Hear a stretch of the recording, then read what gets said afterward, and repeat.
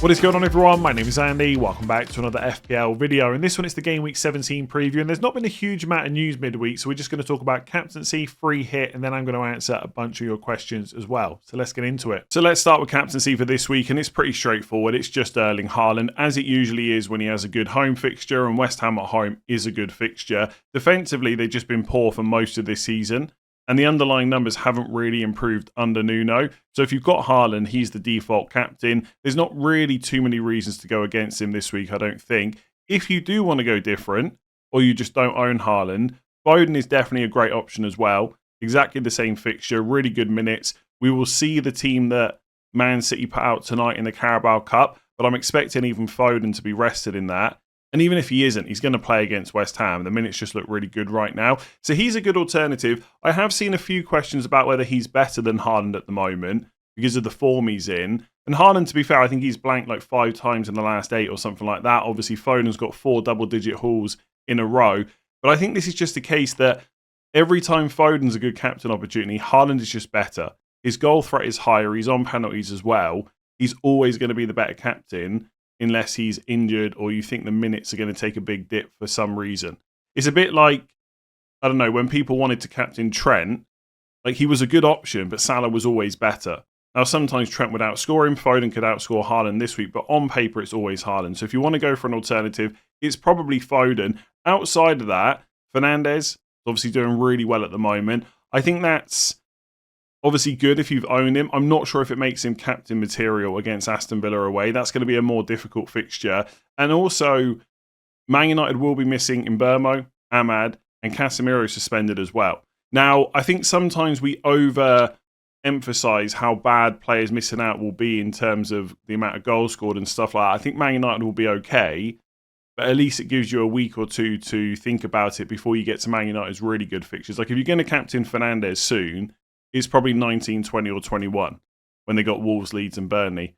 Not versus Aston Villa away and probably not versus Newcastle at home. So you can use the next couple of weeks just to see how bad Man United might be without the players they're missing. There has been some talk that Man United might go to a back 4, and they kind of did trial it in the Bournemouth game at times in the second half. That might be good for Bruno if he gets to play a bit more advanced, but I wouldn't really worry about it. I wouldn't be captaining him this week. And then you got Semenyo, who may or may not be on penalties. That's always a concern of mine when I'm captaining a player. If they're a non-penalty taker, they've got to be really good to go against someone like Haaland. We don't know who's first choice at the moment. If Kluivert's on the pitch, will it be him? Tavernier took the last one and scored it. Does that put him now ahead of Semenyo? We don't know. Semenyo's underlying numbers this year, they've actually been pretty poor. 0.25 expected goals per 90. That's only just ahead of Bruno Fernandes. Bearing in mind, Bruno Fernandes is playing a deeper role this season. So I think Semenyo, because he's playing Burnley, is just a great option. He could go and do what Harry Wilson did last week. So if you want an alternative to the Man City players, it might actually be Semenyo over someone like Fernandes, just because of how good the fixture is. But that's 3 minutes on captaincy. If you've got Haaland, it's him. Fairly straightforward. So let's go through a free hit draft for Game Week 17. And I'm still getting some questions about which week is the best to use the chip. You've got to use it by Game Week 19. So it's 17, 18 or 19 at this point. If I'm looking purely at the fixtures on the FPL site, Game Week 17 is quite interesting, I think, because Bournemouth are playing Burnley at home, Brighton have got Sunderland at home, Man City have got West Ham at home. Even Brentford away to Wolves is not bad either. And Arsenal defence against Everton away is okay, especially if Dewsbury Hall is out, especially if Grealish is struggling and Njai's at AFCON. So Game Week 17 is quite nice. Game Week 18 is probably a little bit less interesting. Like Liverpool against Wolves at home is really nice. You would definitely triple up on them. Outside of that, I mean, Everton are away to Burnley. I'm not sure if you want any of their attackers, maybe their defenders. City are away to Forest. Man United are playing Newcastle. And even Arsenal at home, you'd probably have 2 to 3 of their players, but it is Brighton. So I think 18 is probably the least interesting on paper. Then in 19, Man United are playing Wolves. Maybe 1 or 2 Arsenal against Villa, although that's not a great fixture. Liverpool against Leeds at home as well. And maybe 1 or 2 City against Sunderland. So 19 is okay too. The only thing I can recommend is get into a transfer planner like the one on Fantasy Football Hub and just go through the next 3 weeks and see where your team looks the worst. Like for me, I've already used my chips, so obviously I've planned my transfers a little bit differently. But this week I kind of look okay. I wouldn't say I need a free hit this week. So 18 or 19 are going to be worse teams. So I need to use mine in 18 or 19. And that's basically what I would recommend you do. Also, if you want to use the tools on here, they also just have like an AI generated team. So you can look at the best free hit team for this week and see whether your team actually needs it. And by the way, just quickly while we're talking about that, if you sign up to Hub during the promotion period they got on at the moment, which is 16th of December to the 6th of January 2026, and your overall rank doesn't improve, they will give you a free season. Now, there are terms and conditions that apply. You've got to purchase an annual subscription. You've got to use the Hub tools, including the AI recommended transfers, at least once. And there's other terms and conditions you can check out in the link in the description below. But it's a pretty decent offer if you were thinking about signing up. Now is the time to do it. So get into a planner, figure out which week works best for your team. And if it's 17, here is a draft I've come up with. So triple City, triple Bournemouth, 1 Wolves, 1 Brighton, and then actually 2 Arsenal. Because when you look at the defences you would target this week, City are not bad, but I kind of like taking a punt on Cherky. Like Harden and Foden are absolutely nailed on, so you're only picking one more. It's either Nico O'Reilly or it's Cherky. And I think Cherky's just more interesting. Like people own Nico O'Reilly outside of free hit. Not many people have Cherky. If he gets benched in the Carabao Cup tonight, I'd be looking at him as a really nice punt in game week 17 and a super low-owned one at that. So I've gone for triple Man City attack.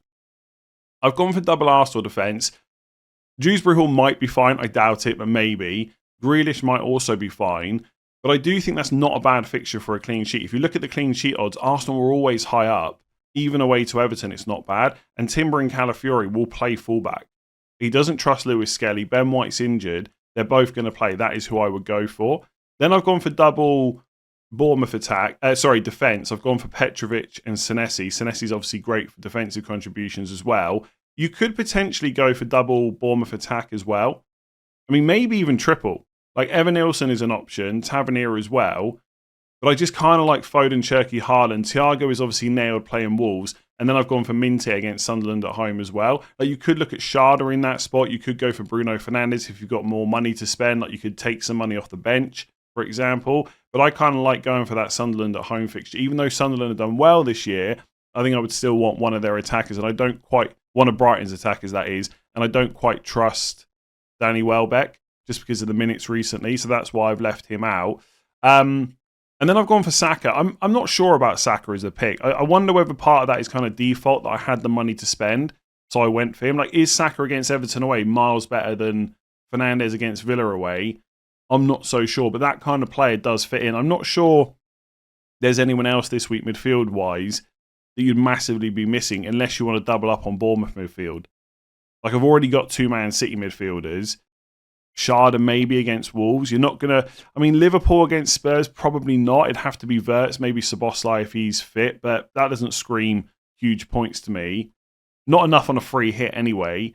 Man United I just spoke about. And I mean, Harry Wilson, I guess, against Forest at home is not a bad pick either, but I don't know if he's better than any of the ones that I've chosen there. Like, Harry Wilson's good. Maybe you could have him ahead of Minte. I don't hate that. But not ahead of Foden, Saka, Cherky or Semenyo, or even like Bruno Fernandes, in my opinion. So I would play 3-5-2. I've got Calvert-Lewin, Collins, Anderson on the bench. I think it looks pretty good. It's a decent week to use it. Like, I hate saying it because it sounds like I'm just trying to get out of giving an answer, but you really do need to figure out which week is best for your team. Like, there's going to be a lot of people that go in game week 17, but let's say you've got a team similar to mine, which actually looks okay. Maybe you just save it for 18, 19. And just see what happens over the next couple of weeks.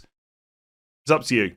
If you want to use it this week, it's a pretty nice team that you can create. If you want to sign up to the Hub, to Fantasy Football Hub and use all the tools and stuff, link in the description below. Like I said, they've got that Christmas offer on at the moment. So if you're going to sign up, this is the time to do it. So there hasn't been much news since the weekend. So I'm just going to jump into some of your questions instead. So I've got 2 free transfers and my team is great this week. How do you know when it's worth being aggressive by buying someone like Nico O'Reilly, for example, to make my team even better versus rolling and building transfers? If I don't buy Nico O'Reilly, I'd play Anderson versus Forest at home.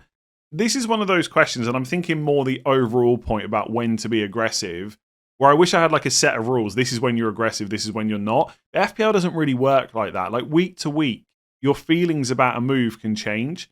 And it does sound really wishy-washy, and I wish I had a better way to put it, but sometimes it is just a feeling about a transfer. If you've hesitated at any point, about making this move, it probably tells me you shouldn't necessarily be aggressive this time. And maybe saving that transfer for next week might allow you to be aggressive in a different way, right? Or not even aggressive. Maybe it just lets you handle a suspension or an injury a little bit better. So if I'm looking at this one, Nico O'Reilly is better this week than Joachim Andersen. I don't think anyone would disagree with that. But Andersen's not bad. Like, he's okay. He'll probably get DEFCONs in that game. There's an okay chance of a clean sheet. The match is at home. How sure am I about Nico O'Reilly for the next 5 to 6 weeks? If he doesn't score big against West Ham, are you going to start panicking? If yes, there's probably no need to be aggressive. Like, how good do you think Nico O'Reilly is? My personal opinion is he's a pretty good pick. But like, the fact that I've just hesitated there tells me he's not so good I need to be aggressive. Like, my feeling towards this move would be I'd rather save the transfer. And people hate when you talk about rolling a lot because they want to be active with their team. They want to be making changes. And it's hard to, like, if you can't see what the move is going to be used for later on, I find that difficult. If I don't know, like, if I'm going to roll rather than use a transfer and I don't know what that transfer is going to be for later on, I actually find that quite difficult. Like, I almost want to know what I'm going to be doing later, but there is some value to having transfers. Stuff will happen. Players will get injured. Players will get dropped. Players will get suspended. And in a lot of cases, having extra transfers just leaves you a lot more flexible. Like, it really does. Like, on the point about being aggressive, right? This week I'm playing 4-4-2. And actually, one of my defenders is Andersen. I could sell Saka with 2 of my 3 transfers that I've got and then upgrade Dewsbury Hall and play 3-5-2 and just drop Andersen and be aggressive in the fact that I've got more attackers than defenders. So I could go for Semenyo against Burnley at home. Great pick this week. And then I could pick up a different midfielder to Dewsbury Hall and not play Andersen. In my opinion, that's just not worth it. Like, that's to me is just too aggressive. Like, yes, Semenyo is great this week, but I'm not going to be that happy about him afterwards. I'm certainly not going to be happy if he picks up a yellow card and then I've got to sell him before Brentford away. So in that case, I'd rather roll to 4 transfers. I think that would be more valuable to me in the long term. There will be other people that look at this question. They say, what are you doing? Nico O'Reilly's great. Just make the move. Like, it does come down to that feeling. And my gut feeling would be it's better to roll the transfer and play Andersen. Because the thing with Nico O'Reilly specifically is he's still going to be a good pick next week, but you've missed the West Ham game. Like, if he scores big, obviously everyone will be talking about him. But let's say he gets another 6-pointer, so no attack and return, a clean sheet, no bonus, no DEFCONs. Will you be as happy to buy him in game week 18? Probably not. Like, you've got to do it this week. Like, 2 free transfers is the point where I'd ideally like to get back to 3, I think. You know, we have got, it's a long way away yet, right? But like, it could be another 8, 9, 10 weeks, but we might have doubles and blanks to contend with around that time. And unless you're absolutely sure, I don't know if this is a move where I would want to be aggressive. But like I said, it's a feat. Honestly, there'll be people that watching this like, what are you talking about? Just buy Nico O'Reilly. Those are the kind of people that have got that feeling it's a good move. So you should just do it. I would favour just playing Andersen because he's fine this week and rolling the transfer. That's how I would genuinely think about any other move you're thinking when it comes to being aggressive. So is Harry Wilson the best replacement for Kiernan Dewsbury Hall? It is worth saying we still don't know how long Dewsbury Hall may or may not be out for. It does seem very likely that he's going to miss some games because it looked like a hamstring problem, but we don't have an official update yet from David Moyes, and he is quite open. So on Friday, we will get a press conference from Moyes, and hopefully he'll give us some more info. But in the likely case that you've got to sell him, for 5.6 or below, is it Wilson? Probably yes. It's a bit annoying that you've missed some price rises already, but in the short term, he probably is the one. Forest at home, West Ham away, the minutes look good right now. I also heard the lads on the Above Average FPL podcast saying that if Jimenez is off the pitch at any point, and they will have to manage him, like he is going to start every game over Christmas, I'm pretty sure about that, because there's no Muniz, but they do need to manage him to make sure they don't lose him as well. Harry Wilson might be next in line for penalties. That could be interesting. So Jimenez will almost certainly take them when he's on the pitch, but if he's off, it could be Wilson. Obviously, he's playing well right now. Forest at home, West Ham away is good. I still stand by the fact that it's a little bit of a short-term pick, but that's fine, right? And he's also at a price where he's benchable in some of these tougher fixtures. Like if you had to play him against Palace away, you're not going to be concerned. Probably the same with Liverpool at home, Chelsea at home. But I don't know. Like, Yeah, I've talked about this already this week. I think 19 to 21 is not great fixtures, but if you had to play him and you need someone cheap, it's not the end of the world. And honestly, if you look at the other options, kind of 6 million or below, like Tavernier is the other one that people will start thinking about now. Goal and assist against Man United. The minutes have looked good recently. He did get benched against Everton. There is the odd game where he will miss out, but most of the time he just plays 90. And it's Burnley at home, Brentford away. But he has the same problem as Wilson. Straight after those two games, he runs into Chelsea away, Arsenal at home. Now, Tavernier may be first choice penalty taker right now. I still suspect it'll be Kluivert when he's on the pitch, but it could be Tavernier. So next two look good, but then it's bad fixtures again. So it depends how long term you want them, whether you're willing to bench them, whether you need to play them against Chelsea away, Arsenal at home. I'd probably lean more towards Wilson over Tavernier for the next 4 to 5. Outside of that, the options are pretty rubbish. Elliot Anderson, not bad. The problem with Elliot Anderson is people don't have the patience for a player like that. Like, he will tick over. He'll get a lot of weeks where he's 4+ points through DEFCONs, but he'll get a lot of weeks where there's no attacking returns. And people get fed up with picks like that. Like, they say they want them for the DEFCONs. Like, lots of people picked him up after he scored 996. Now people are already fed up with him because he hasn't got DEFCONs in a few games. He hasn't got the attacking returns. Now all of a sudden he's a sell. I'm pretty sure, not pretty sure actually, but I think there's a good chance over the next 8 to 10 weeks, Elliot Anderson could outscore Wilson or Tavernier.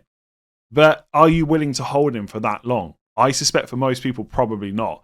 So I don't mind Elliot Anderson as a pick. I think he's better than we've seen the last 3 weeks. But I don't think most people...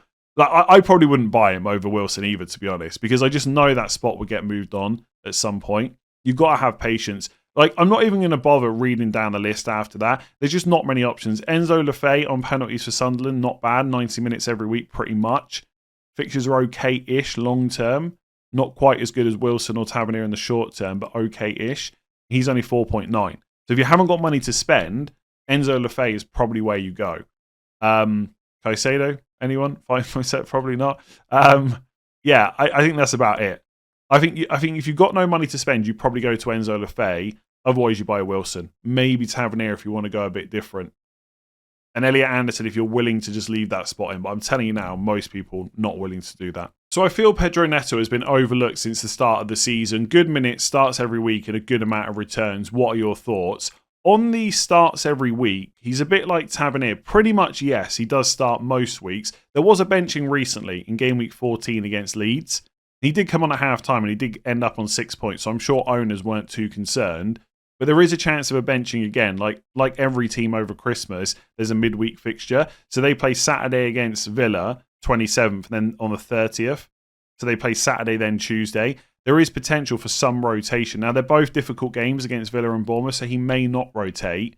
But Pedro Neto might not play both. And he's certainly got a chance of not playing 90 in both, I would say. And then the City game afterwards is on the Sunday. So Saturday, Tuesday, Sunday, it's these games against Villa and Bournemouth that are slightly at risk. But to be honest with you, there's a lot of players in that position. There's not a huge amount. There are some out there like Bowen, Fernandes, Van Dijk, etc. that will play all the minutes.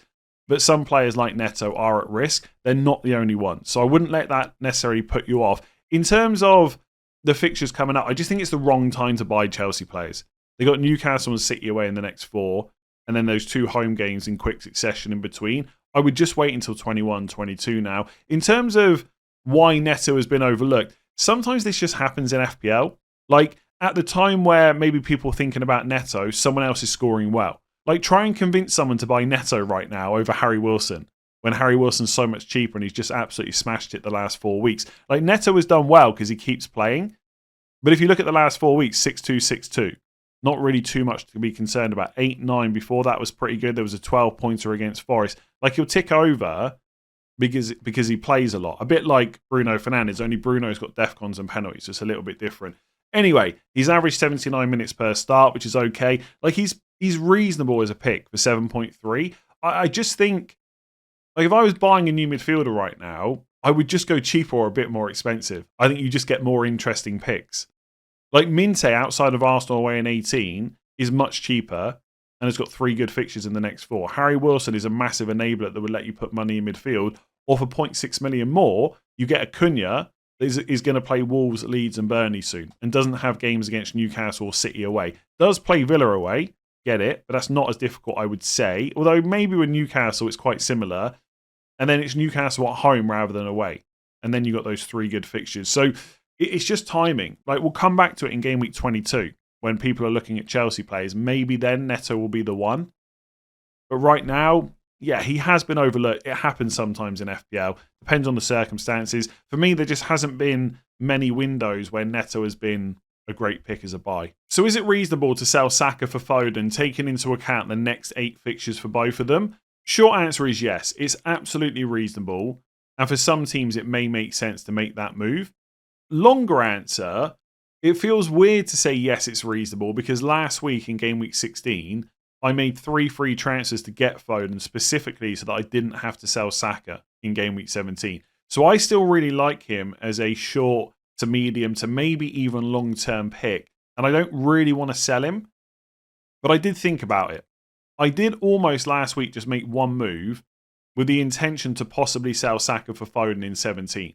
So that's why I think it's reasonable, but it feels weird to say that because I literally made moves last week so that I didn't have to do it. Why is it reasonable? There's 2 reasons people are thinking about selling Saka. One, it frees up money, and I think that's the big reason, right? You sell him to Foden, you free up just over 1 million. That might help with another midfield move or with a defensive move or something like that. So that makes sense. And he's also less valuable because you're probably not going to captain him anytime soon. If you look at the next 8 fixtures, there's not even that many that stand out as I've really got to captain him. Not like the Wolves game last week. Like, there's some in there that are fine, but there's not many there that are going to be better than like a Haaland. So he's less valuable from a captaincy perspective. He frees up money by selling him to Foden. And the other concern people have is minutes, because they've got a replacement there in Madueke who's also really good. He's not Saka, but he is good. I think the minutes concerns are reasonable, but I don't think I have as many concerns as some other people do. Like, game week 19 against Villa at home is midweek. That absolutely could be rotation. We saw Saka get benched against Brentford in game week 14. The only thing that might save us as Saka owners this time is it's Villa. That's a more difficult fixture, and they've already lost to them. But the gap in between games is not ideal. So they've got a week's rest now before Everton. I'm pretty confident between Everton and Brighton, Saka will get rested in the Carabao Cup and Madueke will play instead. So I think Saka will play Brighton. It's just whether he plays 3 days later against Villa. If he does, I think he's fine for a lot of game weeks after that. It's just the Villa game that's a problem. And for over 10 million, that's a slight concern. But when you look at Arsenal's fixtures outside of that, like I said, week's rest for Everton. I think Madueke plays Carabao Cup, so Saka will play Brighton. Villa I've just discussed. Saka will play Bournemouth. I'm pretty confident in that. And 5 days later, he'll play Liverpool. This is the thing with Saka, right? This is what keeps coming back to my mind. Yes, Madueke is a good replacement, but he is not Saka. Like, Saka is Arsenal's best attacker. He's their Salah. He's their Palmer. He's their Haaland. Like, those players don't lose a lot of minutes. And so, yes, if the game is comfortable and it's 1 and they're like 3 or 4 up, whether Saka's got returns or not, he's getting subbed. Absolutely, because you want to manage him. But this idea that he's going to constantly be subbed around the 75th minute, I just don't see it.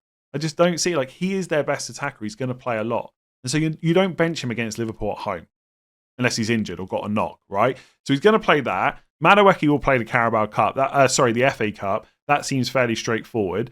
So Saka comes back after the FA Cup weekend, plays against Forest. Then you've got Champions League. Arsenal are doing great in Champions League. They do not need to risk many players. So if you want to bench him, you do it in that game. Then you play him against Man United, big game. Even though Man United are obviously not as good as Arsenal these days, it's still a big game on paper. You definitely play Madueke in the final Champions League game. Then you got Leeds. Then you got a week until Sunderland. And Arsenal will probably finish top 8, so they won't have additional Champions League games. So I'm not as concerned about Saka's minutes as I think other people are, although I acknowledge that Villa at home in game week 19 is a problem. Even if he starts, he's probably getting subbed early because of the quick turnaround.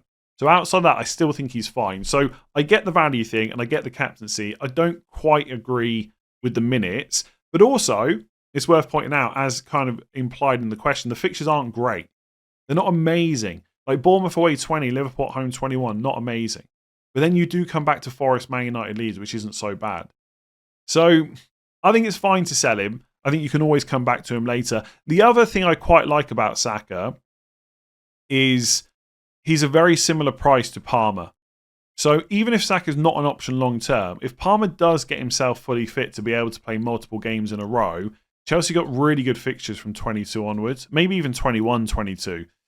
And so that's like a straight swap if you've got Saka.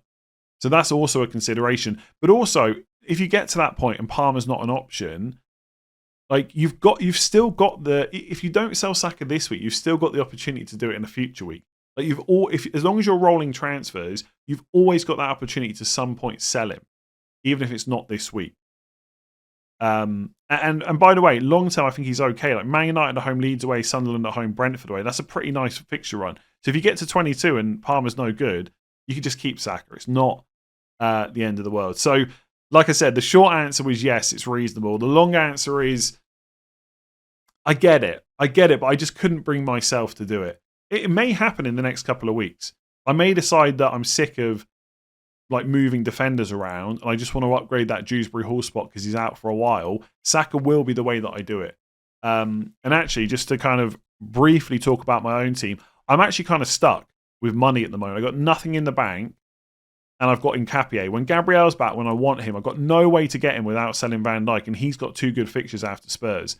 So it's either wait and downgrade someone else in my midfield or downgrade Saka. So he's basically in my team the cash cow. As soon as I need the money and I'm desperate for it, he'll be the one that gets sold because I'm not going to captain him and the rest are cheaper. But I still think it's okay to sell him. So it's definitely long way to say it's reasonable. I'm going to leave it there. So there is another Saka question here, but I promise you the answer will be quicker than the last one. So what are your thoughts on Saka to Bruno instead of Foden? Could keep both, but it would mean having to move funds about. General view would be if you can get the team you want in a cleaner way, i.e. using less transfers, I would just sell Saka, especially for someone like Bruno. Like Foden is a good pick. The minutes are there right now. The fixtures are quite good, but I know Bruno is a good long-term pick. I can't necessarily say that about Foden. Like none of us would be shocked if at some point Foden's minutes take a bit of a dip. And I don't mean him being benched for like 3-4 games in a row. That's not going to happen. But could the minutes take a dip? Potentially. Will it happen with Bruno? No. Is he on penalties? Yes, etc. So for me, as good as Foden's been, Bruno's the better pick. So I actually quite like this move. I will say, if you're not desperate for the money right now, keeping Saka for 17-18, where I'm pretty sure he will start, and then buying Bruno before Wolves at home, Leeds away, Burnley away might be the play. The only thing to say, Bruno is going up in price. And the more double-digit hauls he gets, the quicker that happens. So again, it's absolutely reasonable. And in this case, I think more reasonable than getting Foden. Yes, Man United plays City at home, Arsenal away 22-23. You could sell Bruno at that point if you needed to. And if not, he's just going to continue to be a good long-term hold because he always plays, never gets injured, he's on penalties. All that stuff you already know. So which cheap defenders under 5 million are the best to bring in? Anderson, Keane, Richards, to name a few. So I answered a question similar to this last week, and I would definitely recommend the same thing. Get into a transfer planner like the one on Fantasy Football Hub and work out which weeks you need these cheap defenders. Because most of the time, you don't need them to play every single game. So which weeks do you need them? Then figure out which defenders have the best fixtures. So for example, if you need someone this week 19 and 20, but you can bench them in game week 18, then someone like Van Heck at Brighton is really good. If you need the player to play this week and next week, not so good because they play Arsenal away. So you need to think about those things. Generally, my advice would probably be, if you can get away with not making a defender transfer this week, I would leave it and just buy Michael Keane next week. He is probably the one where you can bring him in and play him most weeks over the next like 5 to 6 game weeks, apart from this week because it's Arsenal at home. It's not an ideal time to buy him. The next week, it's Burnley away, then it's Forest away, then it's Brentford at home, Wolves at home, Villa away, and then after that Villa game, I think it's Leeds at home. Yeah, Leeds at home. Now, don't get me wrong, Forest away, Villa away, ideally you wouldn't play him, but because of the goal threat and because of the good fixtures outside of that, I really like him. So game week 18, I would probably buy Keane as someone you can play most game weeks. Outside of that, you need to figure out which weeks you want them. In terms of the players you've mentioned, it feels bad to buy Joachim Andersen right now, you know, for a Fulham team that have just conceded, I think it was over 2.46 XG to Burnley. That is really bad. Now, I do think Fulham are a better defence than they've shown the last few weeks, but it's not an ideal time to buy. And also, After Forest at home, West Ham away, you've got that Palace away, Liverpool at home, Chelsea at home fixture run. You don't really want to play him in any of those games unless you absolutely have to. So do you need someone for 2 weeks that you can then bench? If not, Joachim Andersen is not the one for you. Now, I don't know what I'm going to do with him yet. I might get to 19-20 and sell him, but I could just keep him. Play him against Leeds, play him against Brighton, play him against Everton later on, because he was only 4.5 million for me. But if you want him to play the next 5, it's pretty rubbish. Riches is an interesting one because everyone is talking about Palace. They're knackered. They're not playing very well. They kept Man City to about 0.4 non-penalty expected goals this weekend. They didn't look that bad for most of the game. They do have a European match this week. Glasner has already said he won't start any player twice, so in the European game and the game against Leeds. So you can wait and see what team he puts out on Thursday, then decide what's going to happen. I suspect he's going to rotate a lot in that European game. So that means they might have had a full week's rest. And then he plays Leeds away. Spurs at home, Fulham at home is not bad. Even if you had to play him against Villa at home in 21, Sunderland away in 22, it's okay. So he's actually got quite a few playable fixtures, and he's not bad for Defcons. I do acknowledge it's maybe not the best time to buy a Palace defender, but I don't think it's that bad. I don't know. I still think the fatigue thing's being overplayed a little bit, but I get it. So Richards is okay. Outside of that, it's really tricky. There's not many options. Van Heck, if you don't have to play them against Arsenal. I probably wouldn't look at Spurs right now. I definitely wouldn't look at Villa. Cash, I know, has done really well, but they literally played Chelsea away and Arsenal away. 2 of the next 3. And look, Man United at home. Villa will be favourites. They'll probably win. But Man United are good in attack, not defence. They probably will score against Villa. Also, this is actually a really handy note. The FPL note says he's on 4 yellow cards, so 1 more and he gets suspended. You do only have to get to game week 20, by the way, to avoid suspensions now, so we are quite close. But it'd be annoying to bring him against Man United. He gets a yellow card. I mean, he misses Chelsea, I guess, so it doesn't matter, right? Whatever. And the fixtures from 20 are good. But again, the same thing applies. Do you want cash against Man United at home, and are you happy to bench him the 2 weeks afterwards? If not, you don't buy him. So for me, it's Keane next week, but not this week. So ideally, if you can if you can just play this week with the defenders you've got, that is probably what I would do. Otherwise, Anderson short term, maybe Richards look at as well. So is it time to consider a 4-5-1 formation? There's no reliable forwards except for Haaland, and there's a lot of good options in defence and midfield. So in general, I do agree with you. I mentioned this on yesterday's video. There is a lack of forwards, in my opinion, that are really good options. There are more in defence and midfield. So I'm on board with that. I don't know if I'm on board enough to go 4-5-1.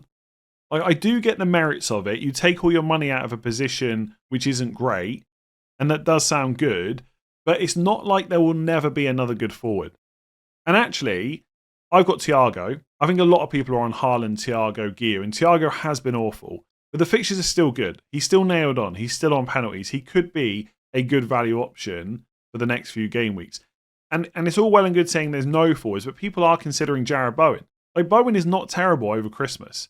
So if you had a bit of money and you were sick of Thiago, you could go Thiago to Bowen. I think I would prefer doing that than going 4-5-1. I don't know, call it a gut feeling, and gut feelings can obviously be wrong. There's something that tells me going to 4-5-1 is a mistake. Because it takes 2 transfers to get out of it. And then if you want to go back, it's another 2 moves. Are forwards that bad? I'm fully on board with Haaland, 1 forward and Gio.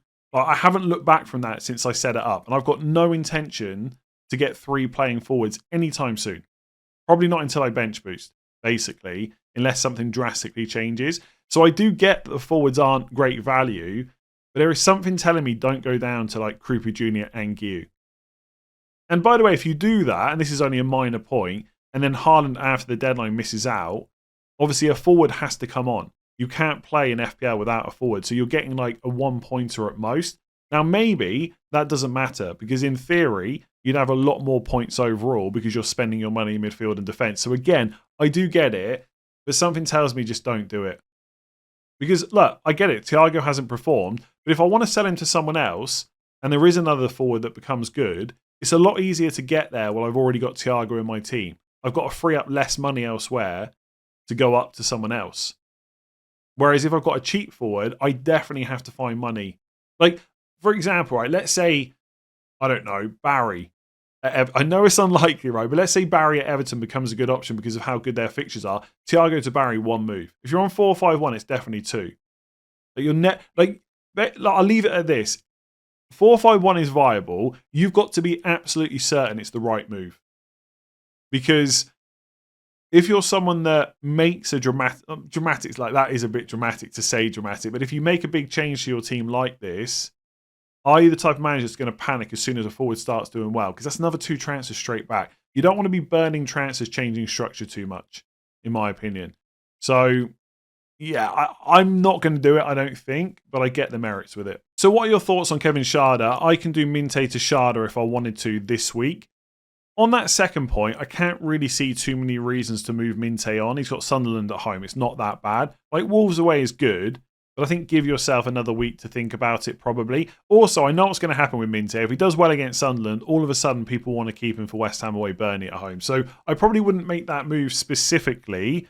Although, just on Minte, if like that's your only spot where you can get Foden in, for example, then I'd be tempted to sell him. But for someone like Schade, probably not. What are my thoughts on him in general? Pretty good pick, I would say. He's averaged 85 minutes per start. He's pretty much nailed to start every game over Christmas, you would think, especially with Dangu Utara at African Cup of Nations. He's only 7 million. You get the Wolves fixture this week. And then after that, it's not bad. Bournemouth at home, just conceded 4 to Man United. Obviously, Brentford not quite as good, but not terrible either. Spurs at home, Everton away, Sunderland at home. So I think the fixture run's quite good. And he's a huge differential, 0.7% overall ownership. The underlying numbers this season have been pretty bad, which is a little bit of a concern, but he does have historical data to say that he's better than this. So I think he's a reasonable punt.